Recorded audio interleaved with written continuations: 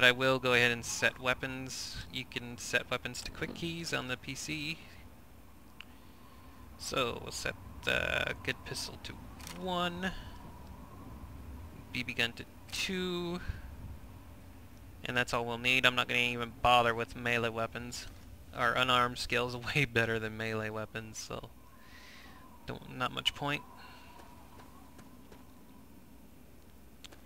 We'll go ahead and arm with the pistol now that we're out in the wasteland. We should have a few radio signals by now.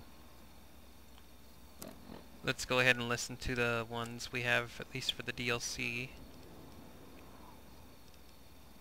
This is a high priority message. Backup is needed at our location.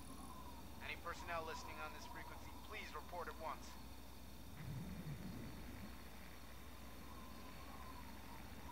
They repeat, so don't worry if you get in the middle of it.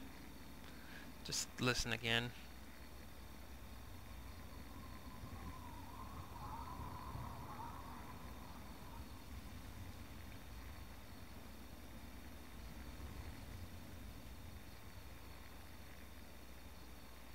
Well, come on, repeat.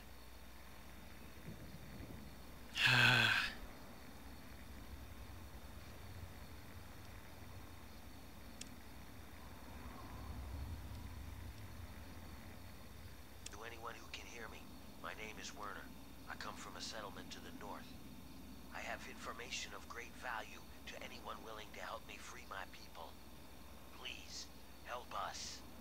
This message repeats. To anyone who can hear me, my name is Werner.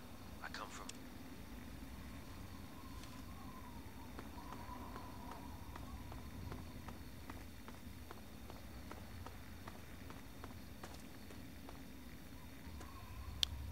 Okay, I'm gonna consider this. Any outcasts listening Never on mind. this frequency, report to Sector 7B, Bailey's Crossroads. This is a high priority message. Backup is needed at our location. Any personnel listening on this frequency, please report at once. Okay. We'll make a save here. I'm going to consider this a good set. We've managed to escape the vault, and we pretty much got over all of the introductory stuff, how to operate the character and use different things and look at the Pip-Boy and stuff. So we're basically good to go from this point on in Fallout 3. You can go anywhere you want, do anything you want. You can stick with the main story, or you can go do side quests. You can just wander around the wasteland for as long as you want. It's basically an open sandbox. But we're good to go. Before I end this set officially, I'll just go ahead and mention the few mods I have. They don't change the game at all. They just, again, add convenience. The only thing that changes the game are the few perks that I added in as mods. But I probably will only choose one if I ever do, and that'll be way later. Let's see. One mod I have is for better karma rewards. Certain individuals, certain NPCs in the game will start giving you rewards if you have a high enough karma, good karma if you're a good guy. And in the game by itself, the original game, the karma rewards weren't really anything to worry about. Sometimes you get ammo, but most of the time it was junk. Stuff you'd end up just going off and selling anyway. So I have a mod that gives better rewards, more ammo and weapons and stuff.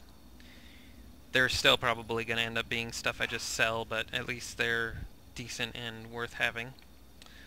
I also have a mod that makes all of the followers essential.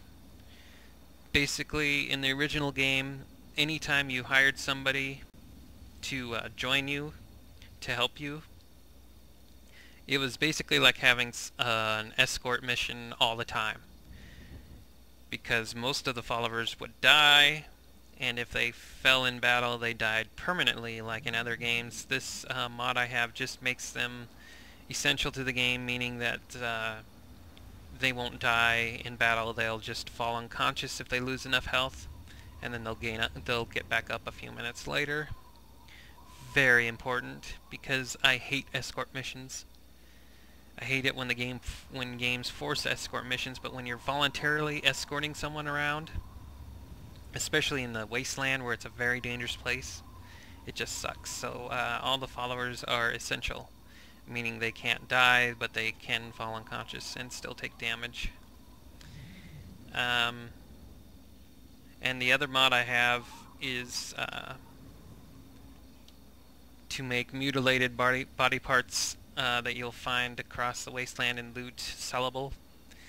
Again, in the original game they weren't, and now there's a person, there's a specific NPC here in the wasteland that'll buy them from you for like 10 caps or something, 15 caps or whatever. He's a doctor and could use them for science and stuff. So that's all the mods I have, and we've already gone through the 2 cheat codes I have. The one that boosts carry weight, which I find to be very helpful because it reduces the amount of times you have to go back and sell stuff, basically. And the other cheat code, of course, was to jump on over to Rivet City and grab the intelligence bobblehead, so we get our intelligence up to 10 and get the maximum amount of skill points for the rest of the levels. Like I said, if you don't want to cheat to get there, you can eventually get there on your own, but it'll probably be a few levels in before you do that, meaning you won't get all the skill points maximum that you could, and I wanted to, so it just saved us some time. And now that you know what I know, that's it for the game. This will be a good enough introductory set. Next time we'll actually get to free roaming around and more into the main storyline and explore the Capital Wasteland. Finally get started with that. With the sandbox play. That's the best part about Fallout 3. Anyways, I am the good old gamer. This has been another edition of Let's Play Fallout 3, and I will be seeing you next time. Hope you've enjoyed it. Any personnel listening on this frequency, please report at once. Bye guys. It's been fun.